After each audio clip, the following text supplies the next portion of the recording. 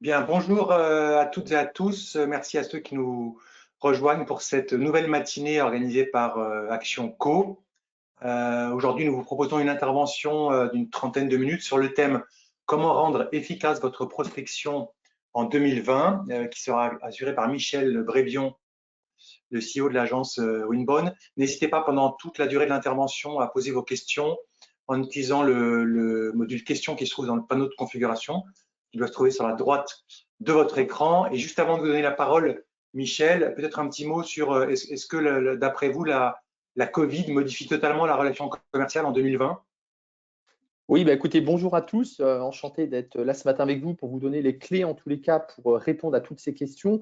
Oui, effectivement, la Covid accélère tout, hein. J'ai envie de dire que ce qui aurait mis sans doute quelques mois, voire quelques années, c'est fait immédiatement. Et donc, il y a une vraie accélération des changements de comportement des acheteurs, des consommateurs. Vous le voyez bien, et nous-mêmes, on est en train de changer de comportement et des pratiques commerciales. Et c'est ce qu'on va essayer de regarder ensemble ce matin. On essaie de faire une synthèse en fait des experts, hein. Donc nous, on est aussi des experts sur la partie commerciale et l'idée, c'est de vous partager ces idées et d'échanger avec vous et de répondre à vos questions. On s'est donné un temps assez limité pour être efficace ce matin, donc je vous propose de commencer, Laurent.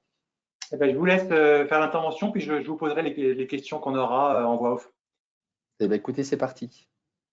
Eh bien, écoutez, oui, je crois qu'effectivement, on peut tous faire le même constat de cette rentrée 2020, c'est qu'effectivement, aujourd'hui, nous avons trois nouvelles approches. C'est la digitalisation des processus dans tous les domaines d'activité, le distanciel qui s'impose, alors qui n'est pas très simple, hein, dans la relation commerciale, et aussi le télétravail qui change du coup les règles de vente et qui change la durée des entretiens. Je crois qu'avant tout, ce qui est extrêmement important aussi de discuter ensemble aujourd'hui, c'est globalement, il faut rester optimiste. Je crois que c'est quelque chose qui est important. Ce contexte, il est identique pour l'ensemble des entreprises. Donc ça, c'est un élément important. On est tous ensemble et on s'en sortira tous ensemble. Deuxième élément que je pense très important dans l'analyse, c'est la capacité quand même des entreprises à s'adapter à la visioconférence, au télétravail. Et élément assez nouveau d'une étude qui vient de sortir, 66% des Français préfèrent la visioconférence aux réunions physiques selon Deskeo. Et donc, ça veut dire qu'on est dans un changement qui s'opère.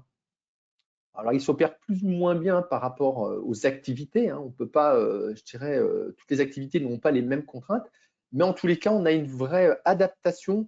Et je dirais qu'on en ferait presque pas lire les anglo-saxons, hein, qui se moquaient souvent un peu de nous par rapport à notre pratique, entre autres, visioconférence. Et pour travailler dans des centaines d'entreprises, je vois bien qu'effectivement, y compris dans des secteurs très industriels ou très en retard dans la digitalisation, ce sont des pratiques qui se sont mises en place. Troisième élément, pour rester très optimiste, c'est que les clients sont globalement ouverts à la discussion et à l'échange pour trouver des solutions. Tout le monde a un changement du cadre de travail, un changement des pratiques, et donc tout le monde a envie de trouver en tous les cas des solutions efficaces pour réussir ce vrai changement. On s'est donné 30 minutes, on va essayer de s'y tenir. L'idée, c'est véritablement effectivement de pouvoir quelque part vous apporter des réponses efficaces, rapides dans ce temps record. Alors, ce n'est pas totalement nouveau cette rentrée 2020, parce qu'en fait, tout s'accélère déjà depuis un certain temps. C'est-à-dire qu'aujourd'hui, effectivement, on est dans une accélération de la digitalisation. 57%, c'est extrêmement important, du processus d'achat se fait sur Internet par les acheteurs avant d'avoir un contact avec un commercial en B2B. Ce que je suis en train de vous dire, c'est qu'aujourd'hui, bon, vous êtes aujourd'hui tous dans ce webinaire, les pratiques d'inbound marketing qu'on pratique, parce qu'on est expert et d'account-based marketing, font qu'aujourd'hui, déjà, une grande partie de ce processus se fait par l'acheteur qui va sur votre site Internet, lit vos contenus et essaie d'estimer s'il peut vous considérer comme étant un expert qui peut répondre à ces problématiques. Et donc, déjà, on était dans ce mouvement du processus qui se fait en ligne. Et donc, je dirais que le Covid et le confinement changent les pratiques du distanciel, changent les pratiques du télétravail, changent les pratiques des outils avec la visioconférence, mais nous étions déjà dans une tendance digitale de la prise de connaissance des expertises d'un fournisseur. Autre élément qui est important, aujourd'hui, 67% du temps du commercial est encore sur de la prospection dans le dur. Et donc aujourd'hui, on voit bien qu'on a un phénomène qui s'accentue dans la digitalisation du processus commercial. Et malgré tout, on sollicite encore les commerciaux pour des pratiques difficiles, pour lesquelles il n'a pas forcément de plaisir et pour lesquelles effectivement la pratique de l'acheteur a changé. Et donc, on doit demain modifier aussi efficacement la pratique du commercial en faisant en sorte que son temps soit consacré à de l'efficacité et soit plutôt consacré à apporter de la valeur dans sa proposition commerciale et moins dans la prospection pour lequel on doit lui amener du coup des leads plus qualifiés. Alors, comment adapter ma stratégie commerciale dans ce contexte? Vaste question. Je vais essayer de vous donner quelques clés qui sont issues de tout ce qu'on peut nous observer dans différentes entreprises dans lesquelles on intervient et puis d'experts aussi avec qui on échange régulièrement. Alors, soyons optimistes et je le redis parce qu'il faut qu'on soit dans cette dynamique, il faut qu'on soit véritablement dans l'idée de mieux faire, dans l'idée d'améliorer les processus et de répondre encore mieux à nos clients. Point 1, le plan d'action annuel, il en faut un, mais aujourd'hui, très clairement, il est à revoir. C'est-à-dire que si on se positionne dans l'adaptabilité du coup de ma stratégie commerciale dans ce contexte, c'est en 1, il faut être en mode agile, adapter son plan d'action plusieurs fois dans l'année. Je ne peux plus aujourd'hui avoir ce plan d'action annuel pour lequel j'ai fixé des objectifs, fixé des actions, et puis je suis mon plan quoi qu'il arrive. Non, il faut aujourd'hui adapter son plan plusieurs fois par rapport à la situation. Cette deuxième épisode de confinement n'était pas prévu. J'adapte mon organisation, mon offre, mes actions. Et quand on ressortira de ce confinement, il faudra réadapter mon plan d'action très quick win pour être très efficace. Deuxième sujet qu'on peut échanger, c'est les objectifs. Il faut que les objectifs des commerciaux soient toujours smart, atteignables. Aujourd'hui, il faut que le commercial ait le sentiment de pouvoir atteindre ses objectifs. Je ne peux pas laisser des objectifs qui ont été décidés il y a un an, qui sont peut-être aujourd'hui complètement décalés de la réalité. Je dois donc revoir ces objectifs, pas forcément à la baisse, mais en tous les cas, lui redonner de l'espoir et quelque part une vraie vision que je m'adapte à la situation et qu'il comprenne. Je pourrais aussi, lancer un défi pour motiver les commerciaux. Ça pourrait du coup être une bonne idée. Il y a des entreprises qui le lancent, un défi de fin d'année. Ça peut être aussi un produit à vendre, effectivement, sur lequel on challenge les équipes. Pourquoi? C'est qu'aujourd'hui, si vous faites le constat des équipes commerciales, les commerciaux sont dans une situation un peu délicate. Pratique du distanciel, pas toujours simple, entretien plus court, entretien qui doit être plus efficace. Il y a eu les vacances pour lesquelles pas mal de collaborateurs ont un petit peu cogité. On a une rentrée qui est un peu anxiogène et on a quand même un contexte économique sous tension. Donc oui, je pense qu'on doit réadapter sa stratégie commerciale dans ce contexte en redonnant de l'élan aux équipes commerciales et en réadaptant très clairement le plan d'action. Alors, est-ce que vous devez revoir la méthode commerciale? Il ne faut pas tout revoir. Il ne s'agit pas de tout rebalayer et puis du coup de se remettre en danger parce que du coup on est en train de changer tout au dernier moment. Il s'agit plutôt de faire des réglages dans cette méthode commerciale qui est la vôtre. Ce qu'on peut déjà faire, c'est mieux s'organiser pour collaborer entre les actions marketing et le commerce. Alors c'est une priorité, je dirais, nécessaire tout au long de l'année, mais elle l'est encore plus. Deuxième élément qui paraît extrêmement important, c'est la mise en place du CRM. Il faut aujourd'hui moderniser la prospection commerciale et moderniser le suivi et les priorités des commerciaux. Troisième élément dans cette méthode, c'est co-construire les propositions commerciales avec le client. D'autant plus qu'en distanciel, je ne peux pas envoyer une proposition que j'envoie par mail qui est du copier-coller de celle d'avant et que va réceptionner du coup le client qui est déjà en distanciel, pour lequel la vente s'est peut-être déjà faite en visioconférence et pour lequel je lance par email ma proposition commerciale. Et utiliser des outils malins parce qu'en fait, la digitalisation nous oblige à utiliser des outils simples de scan, etc. Si on approfondit un petit peu ces 4 points pour être dans le concret, vous avez ce qu'on appelle un SLA, un contrat qui donne les engagements du marketing et les engagements des sales. C'est extrêmement important aujourd'hui dans la conjoncture où on est pour être efficace de s'aligner. Il faut s'aligner pour mieux collaborer avec les actions Si je fais un webinar et que derrière, il y a effectivement une relance sur les participants, comme on le fait actuellement, eh ben, le commercial doit être complètement dans la boucle en relance et doit effectivement participer à cette action. J'aligne. Alors, on peut faire des choses simples. On peut déjà rédiger les 10 d'engagement. 5 pour le marketing, par exemple, et 5 pour les commerciaux.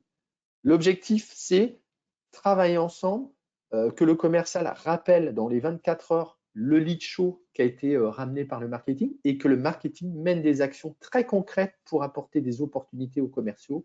C'est son rôle avec des stratégies marketing telles que l'inbound ou l'account-based marketing, d'amener dans les mains des sales des opportunités qualifiées.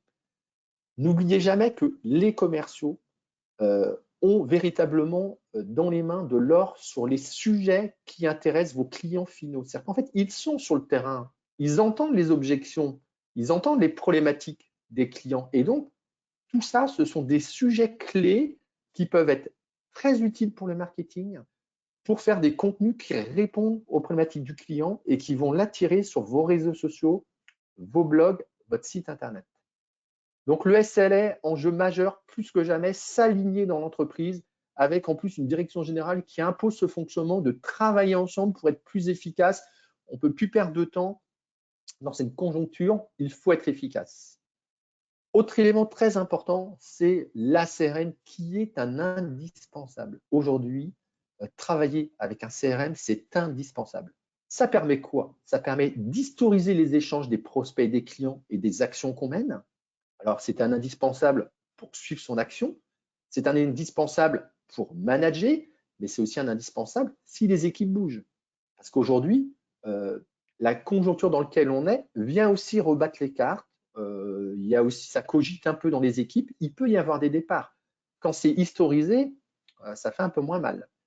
Deuxième sujet, le pipeline de vente. Le pipeline de vente donne des étapes de vente dans un outil. Cet outil doit toujours avoir un verbe d'action, relancer, devis assigné, etc.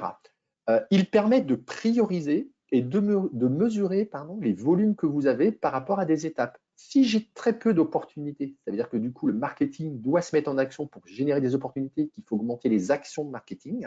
Si à contrario, j'ai beaucoup de devis en attente, c'est peut-être que j'ai un souci de transformation de ces devis.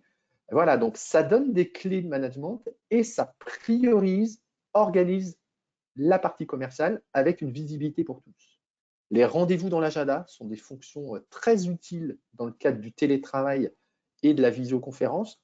Le rappel des tâches qui permet de prioriser et des templates de propositions de contenu qui permettent de faire gagner du temps au commercial. Donc en 1, s'aligner. En 2, utiliser un outil de gestion client moderne pour organiser le commerce et ça se met en place assez vite à partir d'une expression de besoin. Et puis, vous avez d'autres éléments aussi qui sont importants. J'en ai parlé tout à l'heure. La co-construction de la proposition commerciale. Attention à la pratique commerciale qui voudrait qu'on diffuse par email une proposition bateau après un échange en visioconférence. Il faut co-construire dans l'entretien, répondre aux objectifs du client, à ses problématiques et refaire un point sur est-ce que ça correspond bien aux attentes du client.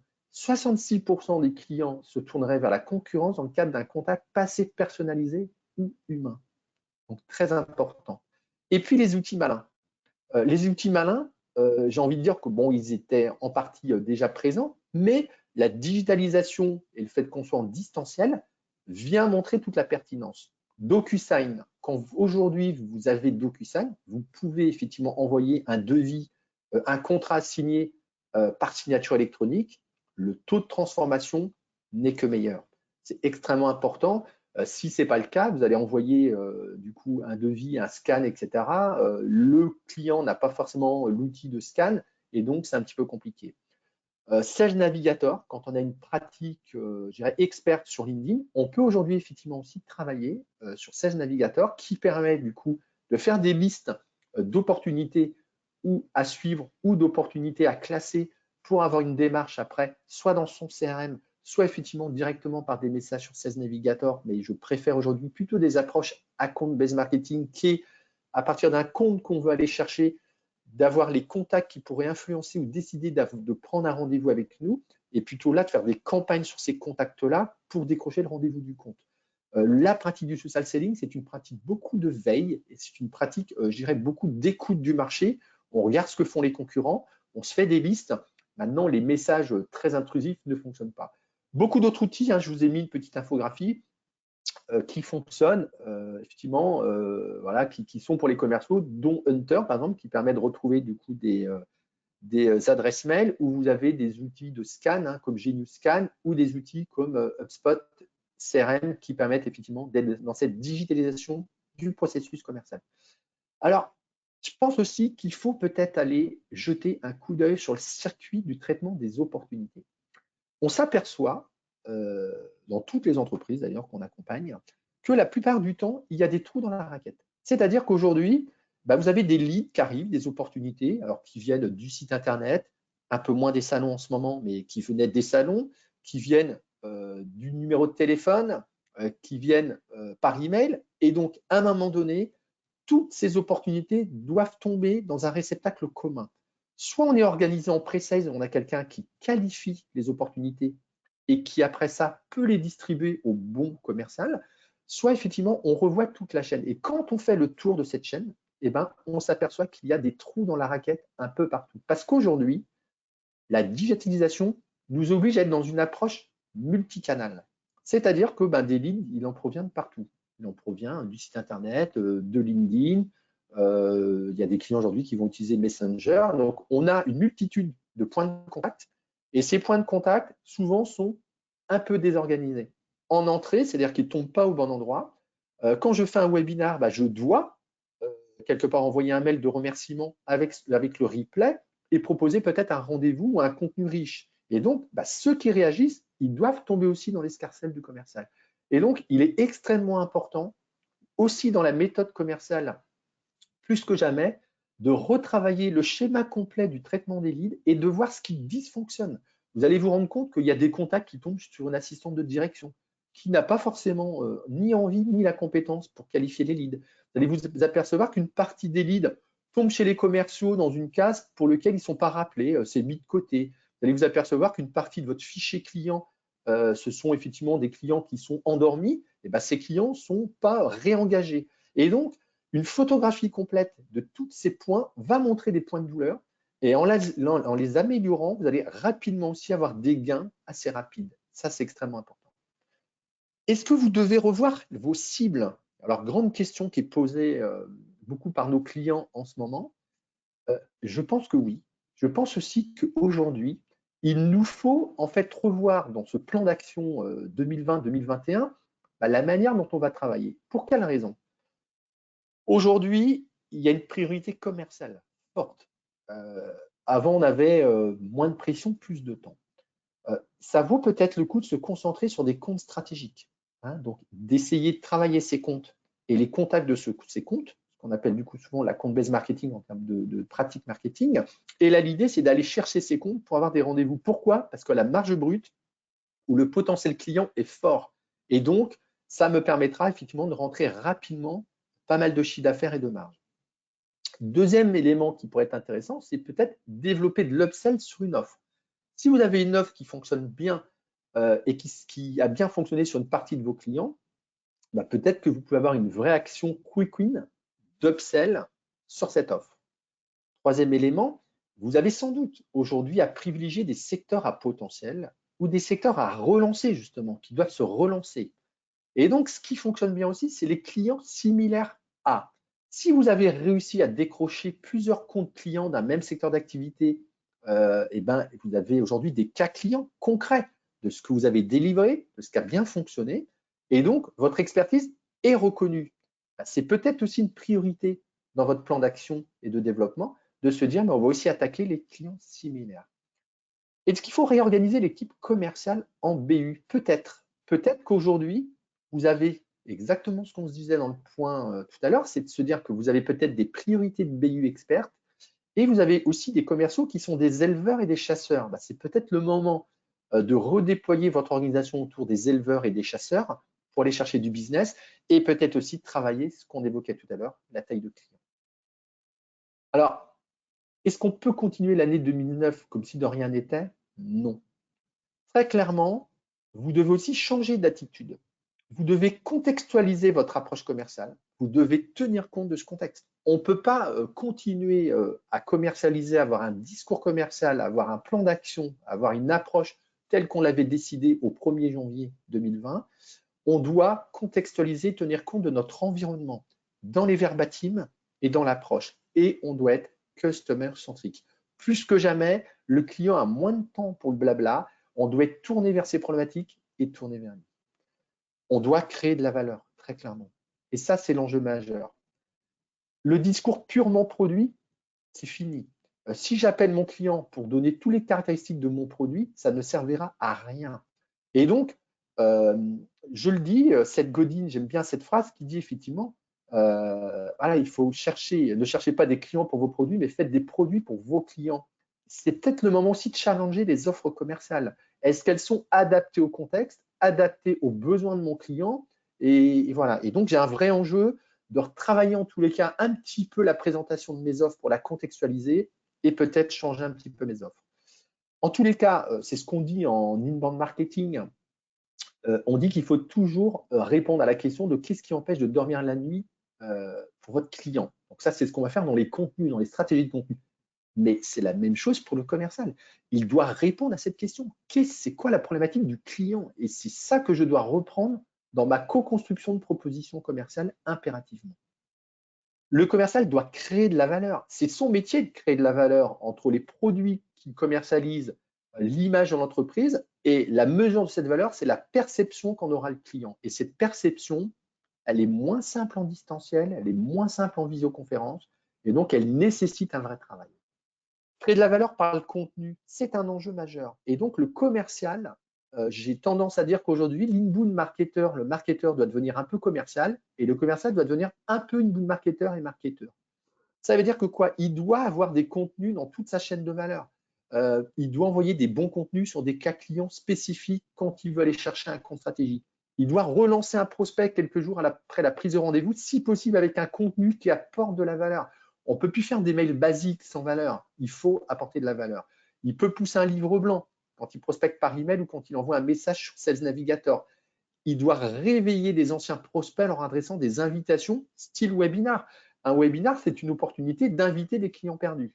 Autre point important, sur LinkedIn, je partage plutôt des contenus pour avoir une image et montrer que je suis du coup dans la tendance et que je pousse des contenus, y compris construire des emails impactants, efficaces. L'imagination est sans limite. Vous voyez, je vous mets un petit graphique, c'est comment rendre un email efficace par quelques petits points et quelques petits tips. Et on voit bien les grandes différences d'un email percutant, efficace sur les bons mots-clés, les bonnes verbatims pour réussir à être efficace.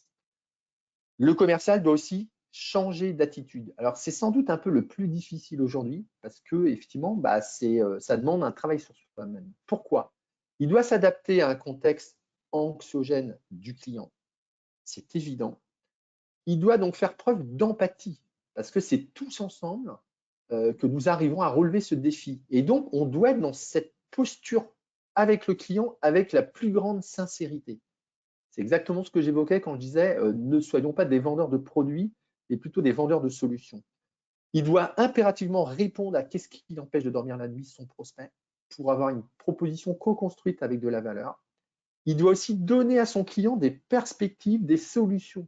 C'est-à-dire qu'en fait, c'est ce qu'attend le client aujourd'hui. Aujourd'hui, le client, il est un peu en difficulté, il est un peu en tension. On est dans un contexte qui est un peu anxiogène, même s'il faut rester optimiste et du coup regarder l'horizon. Mais aujourd'hui, il faut donner des perspectives à son client. Le rôle du commercial, c'est aussi en ce moment de créer de la confiance. Et la confiance qu'il va donner par rapport à son entreprise et par rapport aux prospects qu'il vise, c'est des références clients. C'est aussi la raison d'être de l'entreprise et c'est une attitude d'aider, d'accompagner avec une grande sincérité. Et 6e point, il doit se préparer à renégocier ou avoir des échéances de contrats qui ne seront pas forcément les mêmes. Et donc, il doit se préparer à ça et ça ne doit pas être un frein à la vente, c'est simplement ce que j'évoquais, c'est contextualiser aujourd'hui la vente. Alors, comment aujourd'hui s'adapter à ces changements et retrouver une dynamique? Je pense qu'il faut s'inscrire dans la formation 3.0 des commerciaux. La formation va les remettre ensemble dans une dynamique, va leur donner quelques solutions qu'on évoque là dans les mains. parce que les forces de vente ont besoin aujourd'hui impérativement d'être aujourd'hui rechallengées, reboostées, repartir avec des clés, repartir avec des idées. Voilà un petit peu du coup ce que je voulais évoquer avec vous ce matin. J'ai tenu mes 30 minutes. Je vais pouvoir répondre maintenant aux questions que vous avez avec plaisir. Merci, merci Michel. On a pour l'instant pas de questions, mais quelques commentaires. Alors des gens qui vous remercient pour l'intervention, quelques personnes qui demandent si ils pourront récupérer la présentation, si on peut leur envoyer la présentation que vous avez diffusée, même si elle sera accessible à travers le replay. Oui, bien sûr. Voilà, on a une personne qui nous dit qu'elle utilise, qu'elle conseille l'outil nomination comme outil de prospection. Voilà, ensuite pas mal de remerciements.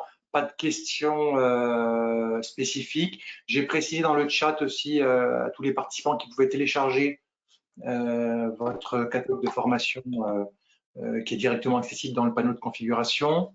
Alors, j'ai une question. Pouvons-nous reparler des outils et des applications que vous avez évoqués tout à l'heure? Alors, on peut en privé, du coup, je vous donne mes coordonnées. Et du coup, donc effectivement, la présentation sera à disposition. Donc ça, il n'y a pas de problème. Alors, pour répondre sur l'utilisation de nomination, donc effectivement, on a aujourd'hui du coup la possibilité d'accéder à des bases de données qui sont multiples, dont nomination, qui est une très bonne base de données.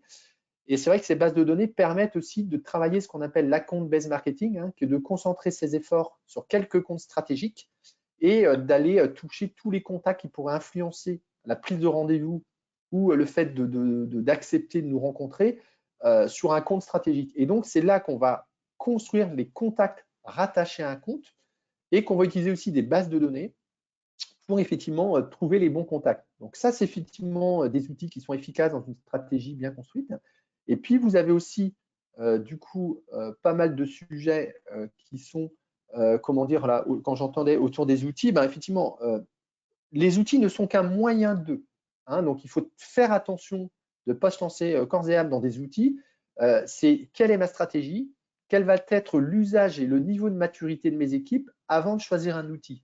Mais effectivement, il y a des outils qui sont des indispensables et on peut monter crescendo.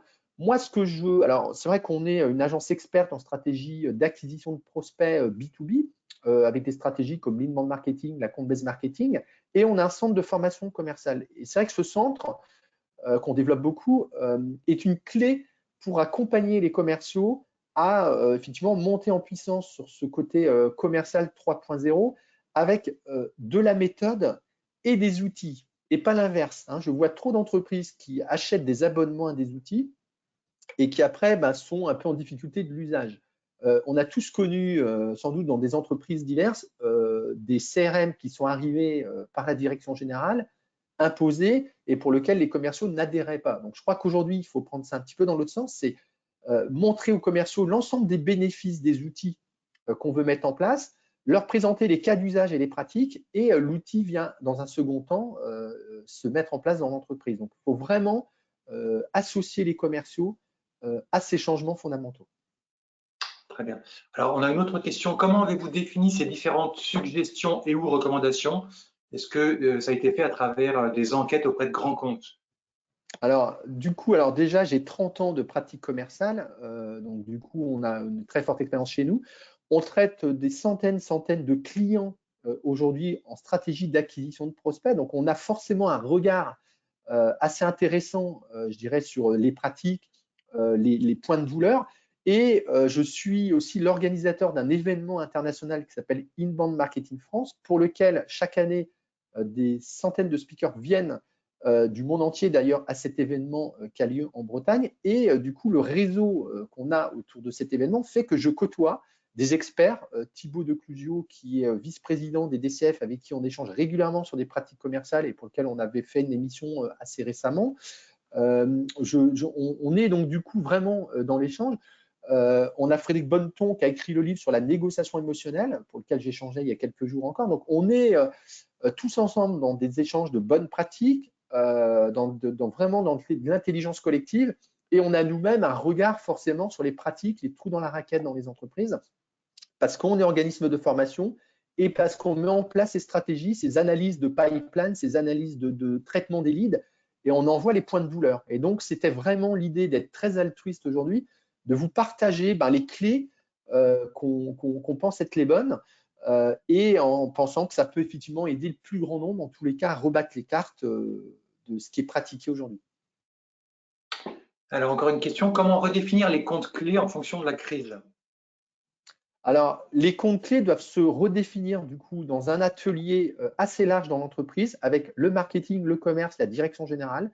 Il s'agit de faire une analyse de ce que j'appelais tout à l'heure les clients similaires à, regarder les marges qu'on a sur certains segments de marché. Et donc, il faut redéfinir un plan d'action compte stratégique. Et c'est vraiment la grosse tendance de la rentrée. On est très, très sollicité par de nombreuses entreprises sur ces stratégies-là. Donc, c'est un vrai travail de stratégie. Alors, là-dedans, il y a aussi le travail de connaissance interne. Donc là, c'est important de faire plusieurs analyses croisées. Et après, par rapport à cette stratégie, encore une fois, on va pouvoir définir la méthode à mettre en place pour aller chercher les comptes. Mais avant tout, la question est bonne. Il y a une vraie question stratégique de qui je veux toucher, chez quel client il est plus facile aujourd'hui d'avoir une signature rapide, sur quel client j'ai déjà de multi-cas clients qui peuvent me faire apparaître comme un référent, et puis quelles vont être mes marges sur ces comptes-là. Donc tout ça, c'est des éléments qu'on met en fait dans la balance, et ça va nous permettre de définir ce qu'on appelle l'ICP en account-based marketing. C'est véritablement le client cible que je veux aller chercher. On va souvent travailler par campagne de 15-20 comptes et on va avancer comme ça. On va définir les 20 premiers comptes. Et encore une fois, tout à l'heure, je parlais de BU, je parlais d'expertise métier, je parlais de clients similaires, je parlais de marge brute par dossier, je parlais de références qu'on peut avoir sur certains secteurs d'activité. C'est tout ça qu'il faut mettre ensemble. On en détermine 20 comptes et on attaque 20 comptes par 20 comptes. Et c'est très complémentaire d'actions inbound de lead gen. C'est très complémentaire des actions et ça vient redynamiser en tous les cas les équipes commerciales autour d'un projet rapide et qui va aller chercher véritablement soit des marchés à développer, soit des marchés qui doivent se relancer, ou soit des entreprises aussi qui se portent bien sur lesquelles je vais me positionner. Alors justement, vous avez parlé effectivement de réorganiser sa force commerciale en business unit. Et on a un participant qui nous dit, ne s'adresse-t-on pas dans ce cas à des tailles de PME déjà assez conséquentes? La polyvalence et l'adaptabilité, n'est-elle pas plutôt la tendance? Alors, je suis complètement d'accord, puisqu'aujourd'hui, ça dépend effectivement de la taille de l'équipe, il faut s'adapter. Mais si vous regardez bien, aujourd'hui, on a des profils différents dans les équipes. On a des éleveurs et des chasseurs. Vous allez peut-être, quand je parlais de revoir la manière dont on traite les opportunités, c'était aussi de dire, aujourd'hui, vous avez peut-être des chasseurs qui ont des portefeuilles d'éleveurs. Vice-versa, ça vaut peut-être le coup, dans la conjoncture où on est, peut-être de mettre les chasseurs à chasser et les éleveurs à plutôt gérer des dossiers. C'est pareil, vous avez peut-être des segments de marché qui n'étaient pas votre priorité et qui, par rapport à la conjoncture, font que certains marchés sont en difficulté, donc vous ne pouvez plus les adresser comme vous le faisiez, où vous avez moins de résultats. Il faut peut-être se reconcentrer sur un segment de marché pour lequel il y a plus d'opportunités dans la contextualisation que j'évoquais tout à l'heure. Donc, ça dépend de la taille, mais ça vaut le coup quand même de retravailler son plan d'action, de retravailler ses actions, de reprendre des directions parce que le marché change.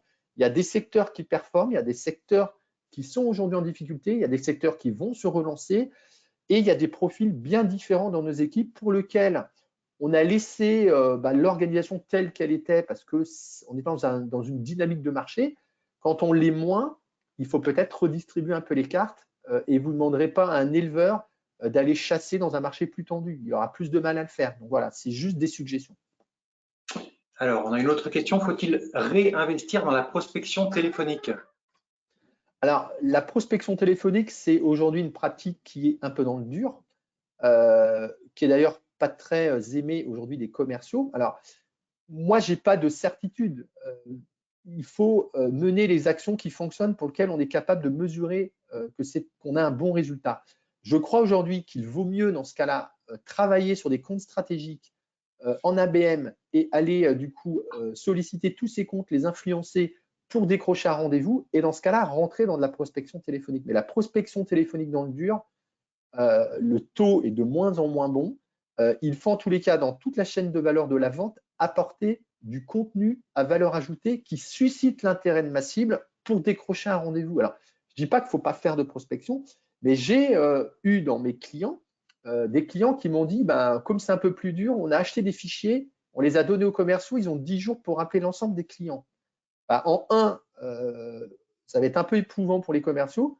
En deux, on est quand même très, très intrusif dans une pratique qui aujourd'hui se digitalise. Je vous rappelle que 57% du parcours se fait sur Internet avant de contacter un commercial. Donc, il faut trouver des équilibres dans toutes les actions qu'on mène. Tout levier est bon aujourd'hui, sachant qu'il y a aussi moins de salons, donc il y a moins d'opportunités aujourd'hui pour capter des leads sur des salons. Donc, il faut appeler quand on a déjà suscité l'intérêt du prospect et qu'on est sur un appel qui est plutôt sur un prospect qui est tiède ou chaud. Si vous appelez sur des prospects uniquement froids, ça va être compliqué, les résultats attendus ne seront pas bons et les commerciaux seront un peu éprouvés à la sortie. Parfait. Merci beaucoup, Michel, pour cette présentation. Merci à toutes et à tous pour votre participation. Vous allez tous recevoir dans la journée un lien pour accéder au replay de la présentation. Vous pourrez donc revoir ou partager en interne. Je vous souhaite à toutes et à tous une excellente fin de journée. Prochain rendez-vous pour webinaire Action Co le 4 décembre. Excellente fin de journée à tous. Merci encore, Michel, et à très bientôt. Merci à tous.